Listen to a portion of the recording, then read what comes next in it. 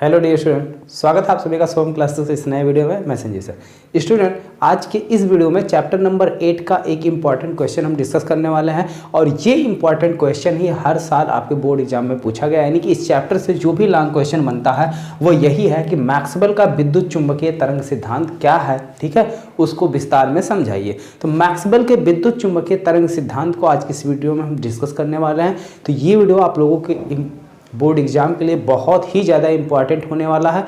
इस वीडियो को आप शुरू से लेकर लास्ट तक बिना स्किप किए हुए अगर देखेंगे तो ए टू जेड सारी चीज़ें बिल्कुल आपको समझ में आ जाएगा।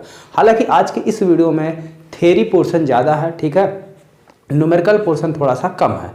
आज की इस वीडियो में जो भी कुछ है सब कुछ लिखने वाला ही है, पूरा थ्योरी है। थोड़ा सा जो है अगर आप थोड़ा सा भी ध्यान से समझेंगे तो आपको जो है पूरी थ्योरी एकदम अच्छे से समझ में आ जाएगी, ठीक है।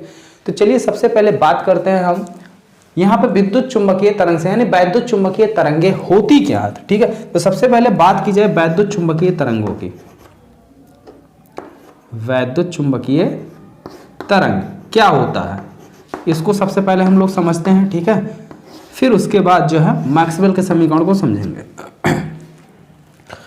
वैद्युत चुंबकीय तरंग, वैद्युत चुंबकीय तरंगे होती हैं, ये एक तरीके से ऊर्जा ही होती है। वैद्युत चुंबकीय तरंग क्या एक प्रकार की ऊर्जा है। कैसी ऊर्जा बता रहे हैं, जब किसी परिपथ में जैसे मान लीजिए कोई परिपथ है, उसमें अगर हम कोई भी विद्युत धारा प्रवाहित कर रहे हैं तो अगर हम विद्युत धारा के मान में, ठीक है, विद्युत धारा जो प्रवाहित हो रही है उसके मान में परिवर्तन काफी उच्च आवृत्ति से करते हैं। विद्युत धारा के मान में परिवर्तन उच्च फ्रीक्वेंसी से, यानी उसकी आवृत्ति एकाएक बहुत ज्यादा अगर हम बढ़ा दें जो धारा हम परिपथ में प्रवाहित कर रहे हैं, तो धारा मतलब उच्च आवृत्ति की धारा प्रवाहित करने से होगा क्या कि इस परिपथ में एनर्जी, ठीक है, तरंगों के रूप में बाहर चारों दिशाओं में निकलने लगती है। तो उस परिपथ से सभी संभव दिशाओं में ऊर्जा जो है क्या होने प्रसारित होने लगती है, जिसे हम क्या कहते हैं, विद्युत चुंबकीय तरंगे कहते हैं, ठीक है। तो ये परिभाषा है विद्युत चुंबकीय तरंगों की। एक बार फिर से समझिए अगर किसी को कहीं पर डाउट है। जब किसी परिपथ में हम कोई धारा प्रवाहित करते हैं और धारा के मान में, ठीक है, एकाएक उच्च आवृत्ति से परिवर्तन किया जाता है तो परिपथ में ऊर्जा सभी संभव दिशाओं में एक समान रूप से प्रसारित होने लगती है, जिसे हम विद्युत चुंबकीय तरंगे कहते हैं, ठीक है, विद्युत चुंबकीय तरंगे कहते हैं, ठीक है। क्लियर हो गया, कोई दिक्कत नहीं। आगे बढ़ते हैं। टॉपिक है वैद्युत चुंबकीय, ठीक है, तरंगों का मैक्सवेल का जो सिद्धांत था वो क्या है, यानी मैक्सवेल का प्रकाश का विद्युत चुंबकीय तरंग सिद्धांत। तो हेडिंग बना लीजिए, विद्युत चुंबकीय तरंगों के अभिलक्षण, क्या इनके गुण है, क्या इनकी कैरेक्टरिस्टिक है, क्या इनकी प्रॉपर्टी है, ठीक है। तो वन बाय वन करके देखते जाए। सबसे पहली बात तो यहाँ पे ये देखने को मिल रही है, ये जो हम फिगर बनाए हुए यही हमारी वैद्युत चुंबकीय तरंगे हैं। इनकी वेलोसिटी हमने कितनी मान ली है, v मान ली है, ठीक है। ये वैद्युत चुंबकीय तरंगे वैद्युत क्षेत्र तथा चुंबकीय क्षेत्र दोनों के परस्पर लंबवत होते हैं, ठीक है, दोनों के परस्पर लंबवत होते हैं। अगर ये हमारा वैद्युत क्षेत्र है, ठीक है, ये हमारा क्या है, वैद्युत क्षेत्र है। दूसरा ये हमारा क्या है, अगर हम इसको मान लें चुंबकीय क्षेत्र, ठीक है, चुंबकीय क्षेत्र भी मान लें, तो इनके बीच एंगल कितना है, 90 डिग्री। तो जो वैद्युत चुंबकीय तरंगे निकलेंगी वो इन दोनों के लंबवत होंगी। तो इन दोनों के लंबवत कौन सी दिशा बच रही है, ये देखो, ये दिशा बच रही है इन दोनों के लंबवत। इसके बीच कोण 90 डिग्री, इसके बीच कोण क्या है, 90 डिग्री, यानी बिल्कुल परपेंडिकुलर है, ठीक है। तो यही देखो यहाँ पे, हालांकि 3D फिगर तो बन नहीं पाया है तो इसको हमने दिखा दिया है। ये कोण आपका 90 डिग्री है, ये कोण भी 90 डिग्री, ये भी, ठीक है। तो यानी ये जो वैद्युत चुंबकीय तरंगे हैं ये वैद्युत क्षेत्र और चुंबकीय क्षेत्र दोनों के साथ लंबवत है, यानी कि 90 डिग्री पर होती है, ठीक है। दूसरी बात ये है, दूसरा पॉइंट देखिए, सारे पॉइंट आपको यहाँ बोर्ड पे दिख रहे हैं, ए टू जेड जितने भी पॉइंट है सब मैंने जो है बोर्ड पर जो है स्लाइड कर दिया, आप आराम से देख सकते हैं। दूसरा पॉइंट है कि वैद्युत चुंबकीय तरंग, ये जो वैद्युत चुंबकीय तरंगे हैं इनकी वेलोसिटी जो है, इनका वेग जो है प्रकाश के वेग के बराबर होता है, ये दूसरा पॉइंट है, ठीक है। तीसरा है वैद्युत चुंबकीय तरंगे, ये जो वैद्युत चुंबकीय तरंगे हैं ये त्वरित आवेशों के द्वारा उत्पन्न की जाती है, ठीक है। वैद्युत चुंबकीय तरंगे त्वरित आवेशों के द्वारा उत्पन्न होती हैं। ये तरंगे निर्वात में, ठीक है, ये तरंगे कौन सी, ये वैद्युत चुंबकीय तरंगे निर्वात में 1/√μ0 की स्पीड से चलती हैं। और ये स्पीड है क्या, लाइट की वेलोसिटी है, यानी लाइट का वेग है, यानी प्रकाश का वेग है। ठीक है, नेक्स्ट पॉइंट है कि ये वैद्युत चुंबकीय तरंगे जो है अनुप्रस्थ होती हैं। कैसी होती हैं, अनुप्रस्थ होती है। तो कभी कभी बहुविकल्पीय में ये प्रश्न पूछ लिया जाता है कि वैद्युत चुंबकीय तरंगों की प्रकृति है। ऑप्शन 4 दे दिया, पहला ऑप्शन दे दिया अनुप्रस्थ तरंगे, दूसरा ऑप्शन दे दिया अनुदैर्ध्य तरंगे, तीसरा ऑप्शन दे दिया अनुप्रस्थ और अनुदैर्ध्य दोनों, ठीक है, चौथा ऑप्शन दे दिया किसी और तरंग का नाम दे दिया, या इनमें से कोई नहीं, कोई ऑप्शन दे दिया। तो मैं आपको बता दूं कि वैद्युत चुंबकीय तरंगे जो हैं ये हमारी अनुप्रस्थ तरंगे होती हैं। कैसी तरंगे होती हैं, अनुप्रस्थ तरंगे होती हैं। ठीक है, नेक्स्ट है वैद्युत चुंबकीय तरंगों में वैद्युत क्षेत्र, ठीक है, वैद्युत क्षेत्र तथा तरंग संचरण की दिशा परस्पर लंबवत होती है। अभी अभी पहले ही पॉइंट में मैंने एक्सप्लेन किया था कि वैद्युत चुंबकीय तरंगे जो है वो वैद्युत क्षेत्र और चुंबकीय क्षेत्र दोनों के लंबवत होती है। ठीक है, तो यहाँ पे अलग से बोल रहा है कि वैद्युत चुंबकीय तरंगों के संचरण की दिशा, यानी ये जिस दिशा में गति करती हैं, जिस दिशा में मूव करती हैं, ठीक है, वो हमारा चुंबकीय क्षेत्र के साथ कितने अंश के कोण पर होती हैं, 90 डिग्री के कोण पर होती है, यानी लंबवत होती है। ठीक है, नेक्स्ट पॉइंट है ये तरंगे वैद्युत चुंबकीय तरंगों में क्या होता है, आवेश होता है। ठीक है, वैद्युत चुंबकीय तरंगों में आवेश होता है, यानी कि एक सेकंड, आवेश नहीं भाई, संवेग होता है। ठीक है, वैद्युत चुंबकीय तरंगों में संवेग होता है और संवेग P = होता है mv। ठीक है, अब तरंगे अगर मूव कर रही, तरंगों के अंदर वेलोसिटी है और उसके अंदर द्रव्यमान है, तो जाहिर सी बात है कि संवेग होगा ही होगा। ठीक है, क्योंकि P = क्या होता है, mv, ये v वेलोसिटी से मूव कर रही हैं और तरंगों का कुछ ना कुछ अपना मास होगा, कुछ ना कुछ द्रव्यमान होगा। और गति आगे जो है चैप्टर में आप लोग पढ़ेंगे, परमाणु वाले चैप्टर में, ठीक है, वहां पे जब फोटॉन गति करते हैं तो अगर न्यूट्रल में रहते हैं तो उनका कोई मास नहीं होता, लेकिन जब वो मूविंग पोजीशन में होते हैं, गति करते हैं, तो उनका मास होता है। ठीक है, उनका एक द्रव्यमान होता है। तो यहाँ पे तरंगे जो है संचरित हो रही हैं, यानी गति कर रही हैं, तो कुछ ना कुछ इसका जो है द्रव्यमान होगा। नेक्स्ट पॉइंट है ये तरंगे आवेशों की त्वरित गति के कारण उत्पन्न होती हैं। वैद्युत चुंबकीय तरंगे जो है आवेशों की त्वरित गति, यानी जो हमारे चार्ज हैं, ठीक है, उनको जब हम एक्सीलरेट करते हैं, एक्सीलरेट करने के बाद, अभी भी वैद्युत चुंबकीय तरंगों के डेफिनेशन में साफ साफ बोला गया था कि जब परिपथ में जो धारा प्रवाहित करते हैं उसकी आवृत्ति एकाएक बढ़ा देते हैं। धारा यानी आवेश, यानी इलेक्ट्रॉन प्रवाहित हो रहे हैं, इलेक्ट्रॉन मूव कर रहे हैं, यानी कि चार्ज पार्टिकल मूव कर रहा है। अब उसकी फ्रीक्वेंसी जब हम सडनली बढ़ा देंगे, बढ़ाने का मतलब एक्सीलरेट कर देते हैं। ठीक है, तो जब फ्रीक्वेंसी उसकी एक्सीलरेट कर दी गई तब ये तरंगे जो है उत्पन्न होती हैं। ठीक है, तो वही चीज है, वैद्युत चुंबकीय तरंगे आवेशों को त्वरित करने से उत्पन्न होती है। ठीक है, नेक्स्ट पॉइंट है इन तरंगों के स्पेक्ट्रम में तरंगदैर्ध्य का मान 0 से अनंत तक होता है। यानी ये जो वैद्युत चुंबकीय तरंगे हैं, अगर इसका हम वैद्युत चुंबकीय स्पेक्ट्रम देखें तो इसकी वैद्युत चुंबकीय स्पेक्ट्रम में इसकी तरंगदैर्ध्य जो है 0 से लेकर इनफाइनाइट तक होती है। कितनी होती है, 0 से इनफाइनाइट। इन वैद्युत चुंबकीय तरंगों का तरंगदैर्ध्य 0 से लेकर अनंत तक होता है। नेक्स्ट पॉइंट है इन तरंगों में, वैद्युत चुंबकीय तरंगों में भी अपवर्तन, परावर्तन, व्यतिकरण, ठीक है, ध्रुवण, ये सारी घटनाएं होती हैं। वैद्युत चुंबकीय तरंगों में भी अपवर्तन, परावर्तन, व्यतिकरण, ठीक है, और ध्रुवण, ये सारी घटनाएं होती हैं।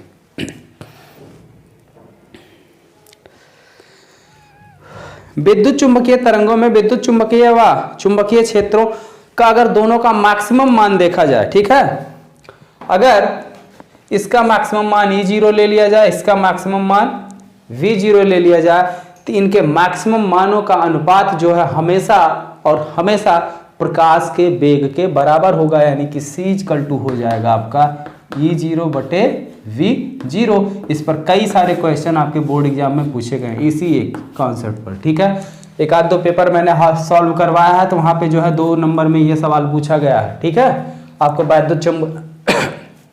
वैद्युत चुंबकीय तरंग का अधिकतम मान दे दिया है, तो चुंबकीय क्षेत्र का जो है मैक्सिमम मान आपसे पूछ लिया, तो E0 इक्वल टू क्या हो जाएगा, C into V0। Next point है, यदि समतल ध्रुवित चुंबकीय तरंग x एक्सिस के अनुदिश गति कर रही है तथा विद्युत क्षेत्र y एक्सिस के अनुदिश गति कर रहा है, तो चुंबकीय क्षेत्र सदिश वो ऑटोमेटिक z के अनुदिश चला जाएगा, क्योंकि सारी चीजें बिल्कुल लंबवत होती हैं। अगर वैद्युत चुंबकीय हमारा इधर x एक्सिस पर और ठीक है वैद्युत चुंबकीय तरंग x एक्सिस पर है और वैद्युत क्षेत्र जो है वो आपका y एक्सिस पर है, तो चुंबकीय क्षेत्र ऑटोमेटिक z एक्सिस पर आ ही जाएगा। ठीक है, तो ये सारे इंपॉर्टेंट पॉइंट थे आपके वैद्युत चुंबकीय तरंगों के सिद्धांत में, या आप इसको जो है वैद्युत चुंबकीय तरंग का जो है अभिलक्षण भी बोल सकते हैं, कैरेक्टरिस्टिक भी बोल सकते हैं। तो यही क्वेश्चन है जो आपसे बोर्ड एग्जाम में ज्यादातर पूछा जाता है। विद फिगर इसको आप क्या करेंगे, वहां पे एक्सप्लेन करेंगे। ये 3 नंबर में भी पूछा जाता है और कभी कभी 5 नंबर में भी पूछा जाता है। अगर मान लीजिए 5 नंबर में पूछा जाएगा तो इसी टाइप पे एक क्वेश्चन जो है छोटा सा इसमें क्वेश्चन भी ऐड कर दिया जाएगा, तब ये 5 नंबर में पूछा जाएगा, अदरवाइज ये 3 नंबर में पूछा जाता है। इस चैप्टर से एक क्वेश्चन और आपके बोर्ड एग्जाम में कभी कभी पूछ लिया जाता है, और वो क्वेश्चन यह है कि विद्युत चुंबकीय तरंगों को उनकी आवृत्ति के बढ़ते हुए क्रम में लिखिए तथा विद्युत चुंबकीय तरंग के स्पेक्ट्रम में हर एक तरंग की क्या उपयोगिता है, यानी दैनिक जीवन में हम उसका यूज कैसे करते हैं। तो ये चीजें भी जो है आपके बोर्ड एग्जाम में कभी कभी पूछता है। तो चलिए सबसे पहले हम बात करते हैं कि विद्युत चुंबकीय तरंगों के स्पेक्ट्रम जो है उनको सबसे पहले हम बढ़ते हुए क्रम में लिख लेते हैं। ठीक है, किसकी फ्रीक्वेंसी सबसे कम होती है, उसके बाद तो सबसे पहले हम लिखेंगे सबसे लोएस्ट फ्रीक्वेंसी वाली विद्युत चुंबकीय तरंग, फिर उससे ज्यादा, फिर उससे ज्यादा, फिर उससे ज्यादा, फिर ऐसे करके 1 बाय 1। ठीक है, तो सबसे पहले हम बढ़ते हुए क्रम में लिखेंगे, उसके बाद हम क्या करेंगे, इनकी उपयोगिता को समझाएंगे कि यानी इनकी दैनिक जीवन में हमारे क्या यूजेज हैं, क्या उपयोग है। ठीक है, तो बहुत ध्यान से देखिएगा, हर जगह विद्युत चुंबकीय तरंगों का आपने यूज किया है, हर जगह यूज भी होता है। अभी रेडियो सुनते हैं, वो भी एक प्रकार की तरंगें हैं, वो रेडियो तरंगों में आ जाएगी। माइक्रोवेव ओवन यूज करते हैं घरों में, रसोई घर में यूज किया जाता है खाना को गर्म करने के लिए, या आजकल बड़े बड़े दुकानों पर भी यूज होते हैं समोसे वगैरह को गर्म करने के लिए। ठीक है, तो चलिए देखते हैं। तो सबसे पहले हमारा आता है रेडियो तरंग, जब इसकी फ्रीक्वेंसी कम होती है, रेडियो तरंगे। उसके बाद है आपका माइक्रो तरंगे,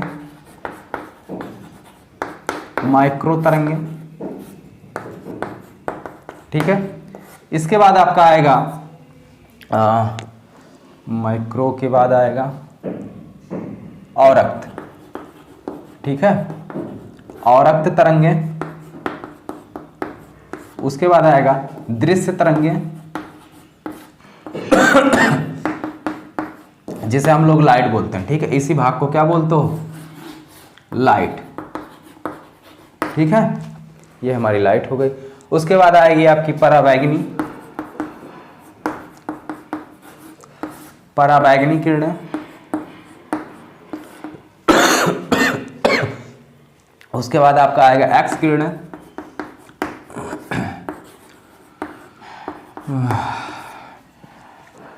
उसके बाद लास्ट में आपका आएगा गामा किरणें। ठीक है, गामा किरणें। ठीक है, तो ये जो है इनकी आवृत्ति सबसे कम, उसके बाद इनकी आवृत्ति, उसके बाद इनकी, और सबसे ज्यादा आवृत्ति जो है गामा किरणों की होती। तो किसकी आवृत्ति कितनी होती है, चलिए ये भी लिख लिया जाए। ठीक है, तो अगर हम रेडियो तरंगों की बात करें, ठीक है, रेडियो तरंगों की जो आवृत्ति होती है वो 3 × 10⁹ से कितनी होती है, 3 × 10⁴, 3 × 10⁴ हर्ट्ज होती है। कितनी, 3 × 10⁹ से लेके 3 × 10⁴ हर्ट्ज तक होती है। ये किसकी, रेडियो तरंगों की। ठीक है, अगर माइक्रो तरंगों की बात की जाए तो माइक्रो तरंगों की जो आवृत्ति होती है वो 3 × 10⁻11 से 3 × 10⁹ हर्ट्ज होती है। ठीक है, 3 × 10⁻11 से लेके 3 × 9 हर्ट्ज होती है। और अगर हम औरक्त की बात करें तो औरक्त की जो रेडियो तरंगे होती है वो 4 गुणे 10 की घात 14 हर्ट्ज से स्टार्ट होती है। ठीक है, औरक्त किरणों की जो आवृत्ति होती है वो कितनी होती है? 4 गुणे 10 की घात 14 हर्ट्ज। उसके बाद आ जाइए दृश्य प्रकाश यानी कि लाइट पर। ठीक है, यहां से लेकर ये आपकी होती हैं 6 गुणे 10 की घात 10 हर्ट्ज। ठीक है, इसके बीच के रेंज में जो है आपकी औरक्त होती है। और दृश्य प्रकाश यानी जिसको हम लोग लाइट बोलते हैं, लाइट की अगर हम आवृत्ति देखें तो लाइट की आवृत्ति जो होती है हमारी वो होती है 8 गुणे 10 की घात 14 से लेकर 6 गुणे 10 की घात 14 हर्ट्ज तक होती है। ठीक है, सॉरी 4 हर्ट्ज तक होती है। ठीक है, और पराबैंगनी की आवृत्ति इससे भी ज्यादा होती है। पराबैंगनी की आवृत्ति जो है ये आपकी 3 गुणे 10 की घात 16 से लेकर 4 गुणे 10 की घात 14 तक होती है। ठीक है, 3 गुणे 10 की घात 16 से लेकर 4 गुणे 10 की घात 14 हर्ट्ज तक होती है। एक्स किरणों की जो आवृत्ति होती है वो आपकी होती है 3 गुणे 10 की घात 19 से लेकर 3 गुणे 10 की घात 16 हर्ट्ज तक होती है। 3 गुणे 10 की घात 16 हर्ट्ज तक होती है। यहां पे आपको एक चीज सिमिलरिटी दिख रही होगी। ठीक है, देखिए इसमें हालांकि 11 की जगह 10 ही आ गया। ठीक है, और ये देखिए डायगोनल लगभग मिल रहे हैं। ठीक है, तो यानी यहीं से इनका स्टार्टअप होता है, ये इनकी रेंज होती है। बच रहा गामा की देख लो कितना होता है। तो गामा की जो रेंज होती है ये 3 गुणे 10 की घात 22 से लेकर 3 गुणे 10 की घात 18 तक होती है। ठीक है, 3 गुणे 10 की घात 18 तक होती है। ठीक, तो ये हो गई इनकी क्या, विद्युत चुम्बकीय स्पेक्ट्रम की आवृत्ति के बढ़ते हुए क्रम में इसको हमने क्या किया, व्यवस्थित कर दिया। अब हर एक चुंबकीय तरंग का यानी हर एक चुंबकीय स्पेक्ट्रम का क्या उपयोग है, क्या यूजेज है, इसको भी जो है ध्यान से समझ लिया जाए। ठीक है, तो चलिए देखते हैं। सबसे पहले बात करते हैं रेडियो तरंगों की। तो रेडियो तरंगों का जब होता है, ठीक है, ये रेडियो सुनने में, ठीक है, रेडियो और टीवी के प्रसारण में, टीवी के प्रसारण में होता है। क्लियर? माइक्रोवेव का, माइक्रोवेव ओवन में, ठीक है, माइक्रोवेव ओवन जिसमें आप लोग खाना गर्म करते हैं। ठीक है, वस्तुओं को गर्म करने में।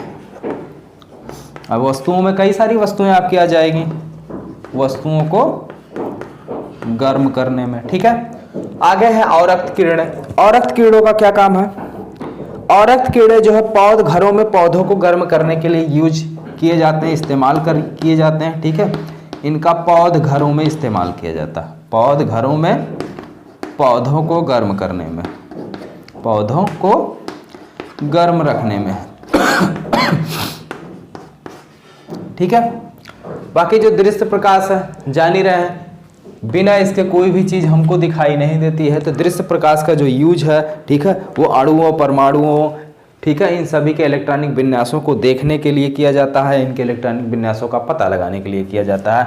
तो इसको जो है आप लोग बैक एंड छोड़ रहे हैं, आप लोग अपने आप लिखेंगे, क्योंकि ये लाइट है। लाइट की यूजेज कहाँ कहाँ है वो आप अपने मन से बना के लिख सकते हैं। ठीक है, आगे देखिए पराबैंगनी। पराबैंगनी जो है नकली दस्तावेजों के निशान को पता करने के लिए, दस्तावेज नकली है या अंगूठे, पता चला मिलता जुलता अंगूठा किसी ने लगा कर किसी की प्रॉपर्टी जो है लिखवा ली, तो वो अंगूठा नकली है कि असली है कि ओरिजिनल है। ठीक है, या जो डॉक्यूमेंट्स हमने सबमिट किए हैं वो ओरिजिनल है कि नकली है, इसका पता करने में आपके पराबैंगनी का, ठीक है, इस्तेमाल किया जाता है, यानी नकली दस्तावेजों को पता करने के लिए, दस्तावेजों को पता लगाने में। ठीक, एक्स किरणें हैं भाई, एक्सरे में हड्डी फ्रैक्चर हो गई, कुछ भी फ्रैक्चर हो गया, यहाँ तक कि दांत में दर्द है तो पहले एक्सरे कराओ, फिर देखेंगे कहाँ प्रॉब्लम है। दांत की में कैविटी है, एक्सरे कराओ। ठीक है, तो ये सारी चीजें एक्स एक्सरेज की आ गई, तो इसको आप लोग लिखिए। आगे है, सीधे सीधे लिख दीजिए चिकित्सा विज्ञान में, चिकित्सा विज्ञान में, ठीक है, शॉर्ट फॉर्म में, एक लाइन में हो गया। गामा किरण है, गामा किरणों का यूज जो है परमाणुओं के नाभिक की सूचना देने में, ठीक है, परमाणु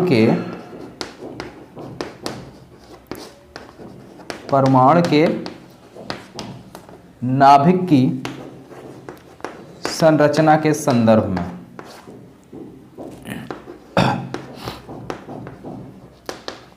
संबंध में सूचना देना, ठीक है।